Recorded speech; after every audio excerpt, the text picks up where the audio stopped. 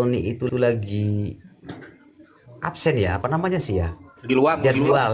Lagi luang Enggak, jadwal. ada jadwal di rumahnya Peggy.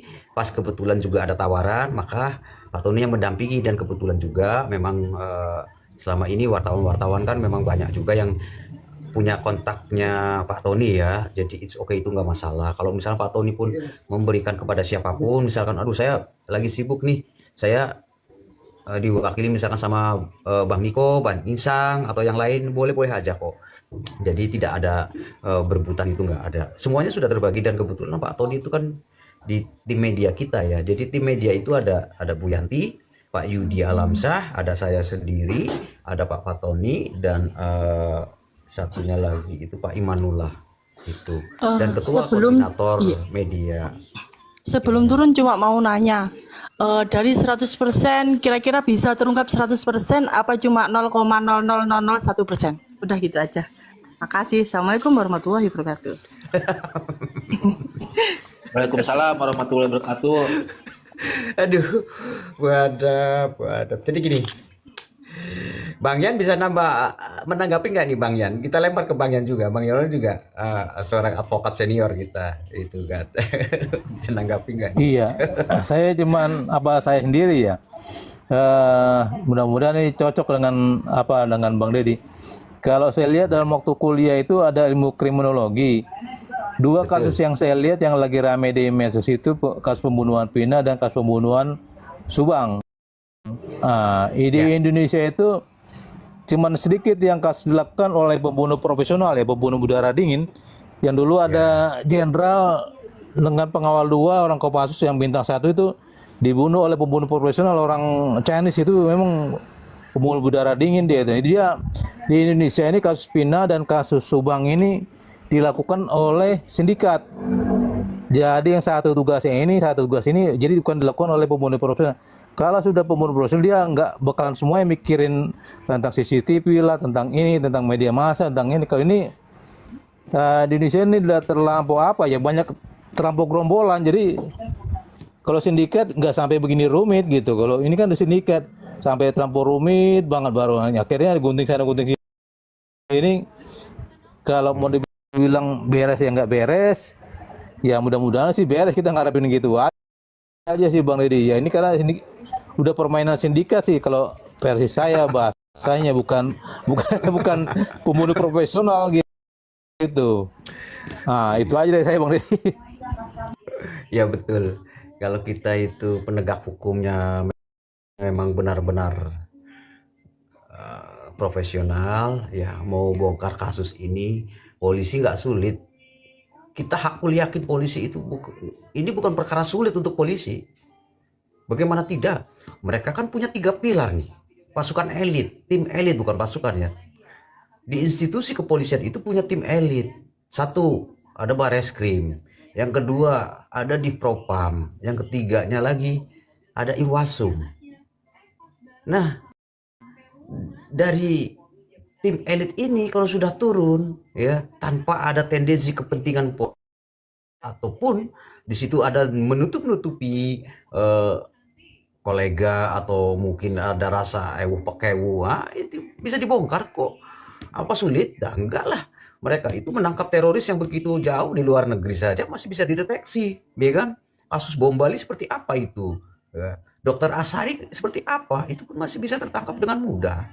Ini kasus pidana, nggak sulit itu polisi itu kalau membongkar-bongkar. Tetapi di sini karena ada tumpang tindih, ada kepentingan politis ya, ada permainan peran para bintang di situ kan. Ya mudah-mudahan lah. Kalau memang benar itu Pak Kapolri, Pak Listio Sigit itu kan sudah memberikan atensi bahwa akan dilakukan upaya evaluasi di sini ya. Nanti apakah akan ditarik oleh Mabes Polri atau memang hanya sebatas memberikan bantuan untuk proses penyidikan di sana di Polda.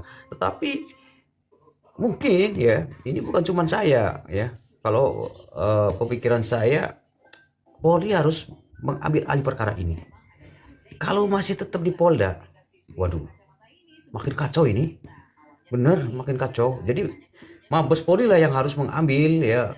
Bukan tanpa, ya memang harus dievaluasi, tetapi setelah dievaluasi jangan dikembalikan lagi ke Polda, tetapi harus ditarik, benar-benar ditarik di situ, karena dibentuklah tim sus di situ, tim sus dari Mabes Polri, ada Bareskrim, ada Propam, ada Irwasum, di sini ada Kompolnas, Kompolnasnya juga masuk angin ya kan, repot juga gitu loh ya. Ada kepentingan di situ ya, yang kemarin juga kita mungkin netizen sahabat-sahabat semuanya kan dengar ada beberapa mantan jenderal Kapolri di situ, mantan Kapolri yang turun di situ, ada apa, kita pun juga bertanya-tanya hal itu. Mudah-mudahan lah bisa terbongkar ya, bisa teratasi dan bisa tuntas persoalan ini ya. Itu banyak. Jadi begini, di Indonesia itu kalau kasus seperti ini 8 tahun, no viral no justice. Jadi ini ditunggu sejauh seberapa besar viralnya kasus ini, ya kan? Ini jadi no viral no justice. Lah kalau kayak begini, aduh repot negara kita. Nunggu kasusnya viral baru ditindaklanjuti, nunggu kasusnya viral ditindaklanjuti. Waduh, gedak dong nanti. Ya masyarakat bisa-bisa aduh turun ke jalan, polisi dijadikan hansip ya. Mereka digaji dari pajak kita yang kita bayar. Itu. Ya, Bang Moderator. Ya, Bang Deddy, saya boleh nambahin dikit ya. Kita di negara Iya, Bang, kita ya. ini sangat memalukan sekali ya. Lebih banyak pihak jenderal yang baju coklat yang masuk penjara ya, dari kasus korupsi, dari kasus apapun, sampai yang di Narkoba. kasus narkoba itu jenderal bintang 2 itu kan, sampai penjualan 5 kilo narkoba. Itu sangat memalukan sebenarnya kita ngeliat jenderal-jenderal bintang apa baju coklat ini lebih banyak masuk penjara itu kan.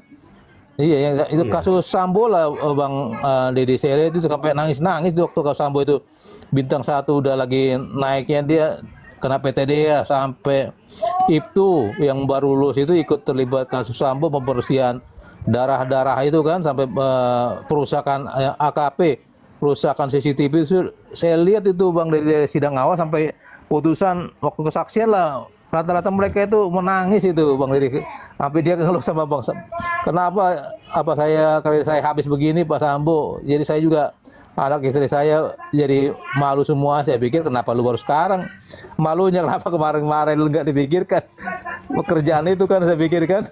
Makanya kalau di Indonesia ini saya lihat jenderal pasukan coklat ini yang lebih banyak apa ya, bikin malu lah, masuk penjara gara-gara ikut terlibat banyak. Kalau jenderal pasukan hijau ini kan mereka lebih menjaga-jaga kan apa korps mereka itu kan.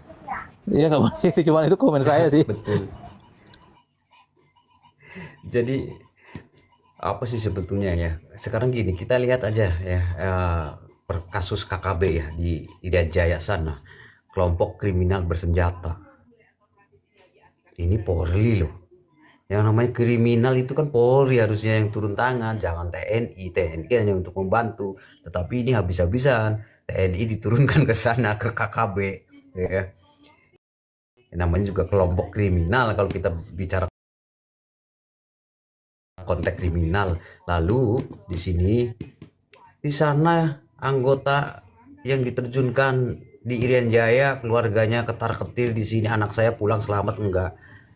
Kenapa penyidik-penyidik yang masih pada enak-enak di kantor di sana ungkang-ungkang kaki pada nge-live di sini. Lu pikir dong temennya yang di sana berjuang ya, mempertahankan kedaulatan negara, mempertahankan negara loh, kedaulatan wilayah hukum kita yang mau dicomot begitu saja. Tetapi kenapa di negara kita sendiri malah penegak hukumnya mencomoti orang yang nggak tahu apa-apa ya, mencomot sana comot sini. Aduh, perkaranya dia bukan terang benderang tetapi malah gelap gulita, malah jadi kacau balau, malah jadi tambah rusak gitu kan, busuk akhirnya di sini, benar-benar busuk. Jadi penegakan hukum di institusi kepolisian kita itu masih bukan 90% lagi ya, 80% masih busuk, sekian persennya paling hanya batas mereka-mereka yang anggota pangkatnya itu masih rendahan begitu, yang masih sediko daun dengan atasan, itu kan seperti itulah ya. Mudah-mudahan ke depannya penegakan hukum kita lebih baik gitu kan. Oke, ini Bang Deddy, ini sebelum saya mau tanya dulu Bang Konan, udah ini kenal nggak sama Bang Denis, Bang Konan? Kenal. Oh iya, ini kan ini saya juga jujur ya Bang Denis, pertama kali saya ketemu sama Bang Dedi itu Bang. Dia ini yang saya rangkum Bang, ya. Tidak butuh pengakuan sebetulnya Bang. Pas ketemu di sana itu kita sama sekali tidak membahas kasus-kasus ini apa itu ya kan. Di situ kita benar-benar cuma apa ya, asik-asikan gitu, enjoy. Berarti kan saya udah bisa menilai, oh Bang Deddy ini benar-benar orang yang tidak pernah membutuhkan pengakuan gitu. Kita mau melaporkan AF tapi AF sudah dilaporkan duluan. Jadi kalau kita melaporkan AF tuh di situ tuh fungsinya cuma hanya menguatkan saja, menguatkan laporan begitu. Tetapi sudah dilaporkan, tinggal kita tunggu saja hasil laporan apa namanya Bang Farhat juga di situ, dan kuasa hukum dari yang 5 terpidana itu, ya bagaimana tindakan polisi, apakah mereka itu berani memeriksa AF, memanggil AF terkait laporannya. Mudah-mudahan berani dong, ya kan harus begitu. Kalau masa polisi mau melindungi orang yang bukan punya pangkat, apa mau dilindungi? Kalau mau melindungi polisi itu harus dilindungi yang punya pangkat dong.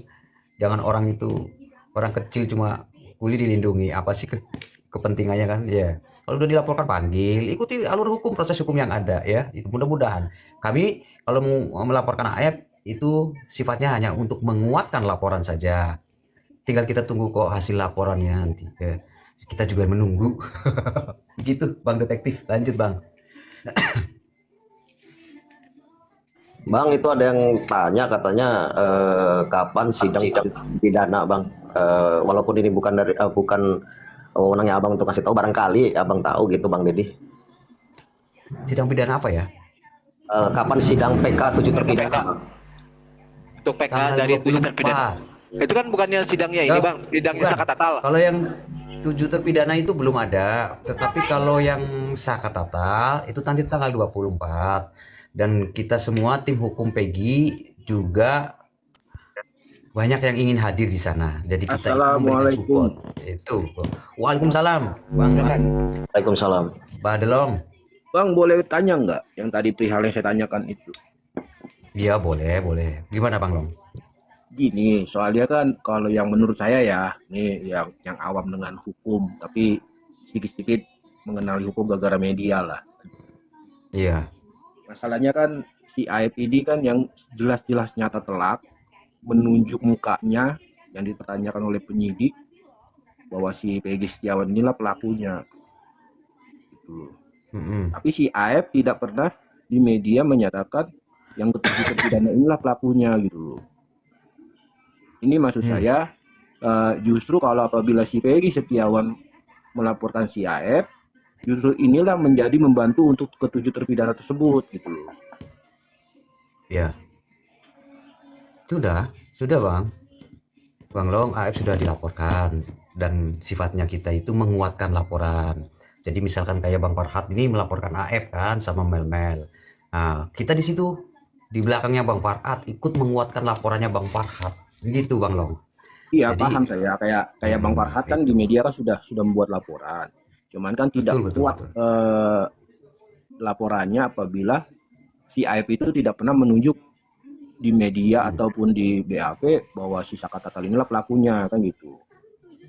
Yang pernah menunjuk muka sampai mengetahui motornya si Peggy sampai mereknya motornya si Peggy itu kan si AF. Betul. Nah, maksud Tapi saya AF langkah itulah baiknya ya. si Peggy membantu perihal permasalahan Vina ini, si Peggy lah yang harus utamanya melaporkan si AF gitu. Pertanyaannya Bang, apakah Peggy mengenal dengan AF itu? Benar nggak Bang Dedi? Betul nggak mengenal. Nah, Itu bang. Jadi PG itu hanya menerima dia kan jadi korban kesaksiannya si Aep gitu. Tapi di sini kan Aep ini sudah dilaporkan oleh tim kuasa hukumnya Sakat Tatal gitu. Jadi nanti kalau misalkan ada laporan lain yang itu nanti masuk juga dari tim kuasa hukumnya PG gitu untuk di-push oleh tim kuasa hukumnya Sakat Tatal. Bukan begitu Bang Deddy? Ya, Nah, jadi kita itu laporannya nanti juga akan mendorong juga, artinya mendorong terkait laporannya Bang Farhad ya, tim Sakat Tatal terkait laporan terhadap AF. Ya, laporan kita juga akan mendorong juga nanti di situ. Jadi satu orang itu dilaporkan beberapa gitu loh. Nah, itu yang tadi saya bilang menguatkan gitu. Jadi bukan Nah, itu cuma dia. Bang Farhad aja. Ya, Benar kita yang pun abang bilang. melaporkan untuk menguatkan itu. Benar yang abang bilang, Memang. menguatkan. Cuma pertanyaannya Ya. jangan mengulur waktu gitu loh. Karena kan gini, AF ini kan dilindungi kan banyak yang ini nih, yang pakai panser lah, yang pakai bom molotov lah, kan gitu. Hingga akhirnya sisa keluar kan gitu. Susah keluar ya. Iya, maksud saya gimana caranya si AF ini bisa keluar dipanggil dari pihak kepolisian kan gitu. Dari semenjak Peggy bebas itu saya memikir salah satu yang bisa mengeluarkan si AF dari kandang singa yaitu cuman Peggy Setiawan. Gitu loh. Ya benar. Karena yang bisa mengeluarkan AF itu ya memang Peggy ya, dan yang Benar. melaporkan itu semua karena ya ada kaitannya di sini. Memang betul apa yang disampaikan Bang Long itu, saya juga sepakat yang disampaikan Bang Long ya. Makanya di sini tadi saya tegaskan, kita melaporkan tapi sifatnya adalah memperkuat juga itu. Bang Farhad melaporkan, kita melaporkan. Artinya di sini berarti memperkuat gitu. Iya. Memperkuat. Walaupun konstruksinya nanti kan beda-beda Bang Long ya. Betul. Konstruksinya beda-beda.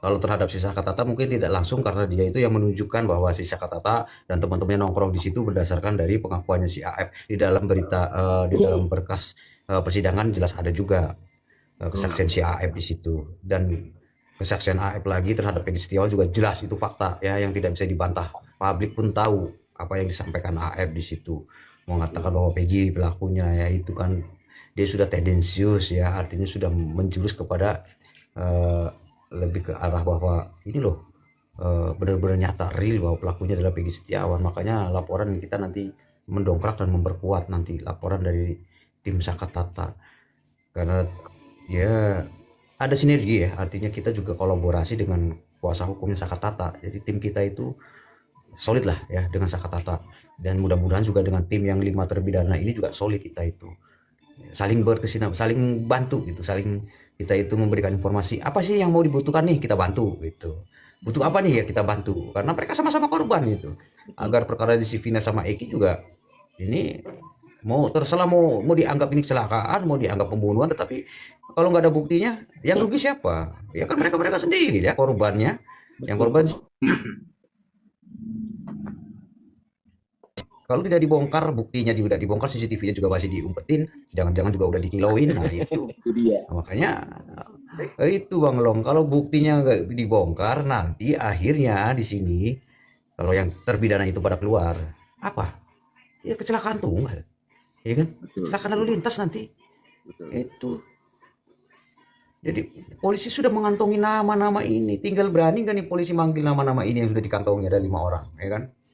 Sakatata sebelum Peggy Setiawan ditangkap sudah disodori nih 3 foto DPO, siapa-siapa kan di situ tahu. Kenapa nih tinggal kita tunggu nih polisi nih berani nggak memeriksa ya, yang Betul. sudah terduga itu. Yang kita tunggu kan seperti itu ya. Ya mudah-mudahan kita semua juga mendoakan bahwa perkara ini bukan perkara masalah Vina dan Eki, tetapi lebih menitik beratkan kepada kita itu hanya ingin menyuarakan keadilan di sini. Masa iya sih 8 tahun nggak bisa terungkap kan gitu. Ada apa ini, dibalik apa? Oke Ya, teman-teman, iya. ya oke teman-teman, sebentar iklan dulu ya. Buat teman-teman di bawah jangan lupa bantu tap layar dan share-nya teman-teman, biar nanti Komalia Bang Deddy bisa tersebar dan bisa dilihat oleh layak banyak dan bisa ikut berinteraksi bersama Kang Deddy di sini, karena alhamdulillah ya, ini adalah pengacara tanpa bayaran. Kalau kalian mau konsultasi live di sini buat teman-teman ya, karena kalau di luar live itu ada hitungannya teman-teman. Betul Bang Deddy? Betul Bang ya? Jam-jam. Ya, iya, itu Ya, ada betul, itu. betul. Betul. Nah di sini kalau kalian mau konsultasi hukum, datanglah pada saat Bang Deddy live. Ya, kirim kopi aja udah nggak apa-apa. Terima kasih. Dilanjut, Bang Mincu, kalau ada yang mau dipertanyakan atau jawab pertanyaan teman-teman di bawah. Siap. Oke Bang, paling saya ini mau turun dulu. Kebetulan ini baru dapat info dari seputaran keluarga dan teman-temannya Saka mengenai tentang statementnya Kavi, yang katanya Kavi itu tidak kenal dengan keseluruhan yang terpidana itu. Ini kebetulan saya dikirimin video sudah berbentuk konten yang mereka edit sendiri gitu ya. Dan di situ ada foto Kavi dan beberapa terpidana yang ada di dalam gitu Bang. Ini saya mau buat konten dulu sebentar ya Bang ya. Oke, siap. Oke, Kavi nah siapa ya, buat Kavi? Kavi anak SRT Pasren. Kavi anak Oh, PRT iya, iya, Pasren Bang. Iya. Nanti saya videonya saya nanti kirim ke grup video mentahnya. Ini yang baru dikirim dari keluarga dan siap, teman-temannya Saka ya. Oke ya Bang ya. Siap. Oke, siap. Atur Ya. dulu. Ditunggu di grup Makasih Bang video. Yan, makasih Bang Yan, Bang Iya, Gelong, iya, Bang iya, Donat, Mincu. thank you, Iya, Bang iya, Deddy, siap. makasih banyak. Assalamualaikum warahmatullahi wabarakatuh. Waalaikumsalam Bang warahmatullahi Deddy, wabarakatuh. saya mau Siap, nambah Bang Yan. komen dikit. Saya Siap, dulu Bang waktu Yan. mulai kuliah S1 hukum itu 87, saya selalu mengusulkan kepada dosen saya untuk adanya undang-undang detektif swasta gitu, seperti Amerika itu. Jadi kita kriminal umum ini nggak ngandalkan polisi aja gitu kan. Kalau ngandalkan polisi ini, polisi ntar nggak ada anggaran katanya dari atas. Kalau nggak ada anggaran berarti mereka nggak mau kerja, jadi mereka nggak kreatif. Kalau detektif swasta ini kan curu cari anggaran sendiri, jadi mereka ada undang-undang bisa menyidik, menangkap dan menyerahkan berkas ke jaksa. Jadi berbagai tugas kejahatan di Indonesia ini bisa cepat diselesaikan, nggak terkantung-kantung dan digantung gitu kan. Waktu dulu saya kuliah sampai 4 tahun banyak diketahuin dosen saya dari S1 sampai profesor itu kan, ide kamu ada aja di Indonesia, nggak boleh ada deteksi seperti itu, cuma usul aja Prof, kalau boleh, kalau nggak boleh ya mau apa lagi, saya bilang begitu kan. Ini nggak boleh. Iya. Kedua itu gugatan Peggy, gugatan ganti ruginya belum apa ya Bang Deddy, belum berencana dimasukkan atau gimana atas kebebasan Peggy kemarin ya Bang Deddy ya? Belum Bang, kan kita kalau berdasarkan aturan ya KUHP itu kan 3 bulan ya. Sebelum 3 bulan nanti sudah kami semua itu sudah, ini kan nunggu kumpul semua itu Bang Yan. Jadi kuasa hukum Peggy itu nunggu kumpul semua ya, jadi pembahasannya lebih enak. Nanti dari tim-tim Rapid juga yang akan membahas itu semua terkait masalah gugatan rehabilitasi nama baik dan juga ganti rugi material. Di situ nanti dibicarakan, karena kan di situ kita tahu sendiri ya apa namanya, berdasarkan PP pemerintah ya pasal 792 2015 kita tahulah terkait masalah gugatan untuk rehabilitasi nama ya, dan juga apa namanya yang sudah mempunyai kekuatan hukum tetap, ketentuannya kan 3 bulan. Mudah-mudahan sebelum 3 bulan sudah diajukan gugatan perdatanya ya, mudah-mudahan lah. Kita juga tahu sendiri bagaimana sih, kan kita ada aturan tuh kan, ada aturan menuntut ganti rugi di dalam PP 92 tahun 2015 kan, ada apa namanya, kalau kita itu berdasarkan pasal 95 KUHP itu kan nominal ketentuannya ada 100 juta, ada yang 300 juta ya, sampai ke 600 juta, sampai kalau misalkan itu korban salah tangkap tetapi dia mengalami verbalisme sampai meninggal pada salah tangkap, itu kan aturannya ya ada berdasarkan ketentuan itu 600 juta ya. Mudah-mudahan dalam waktu dekat ini nanti tim kuasa hukum juga bisa kumpul dan membahas itu. Memang sudah direncanakan itu kok. Artinya nggak lama nunggu Peggy senggang ini. Peggy-nya kan ini saat ini masih terbang sana sini kan. Nanti kalau sudah agendanya dia udah selesai semua, barulah di situ kita membahas agenda untuk upaya hukum gugatan perdatanya itu.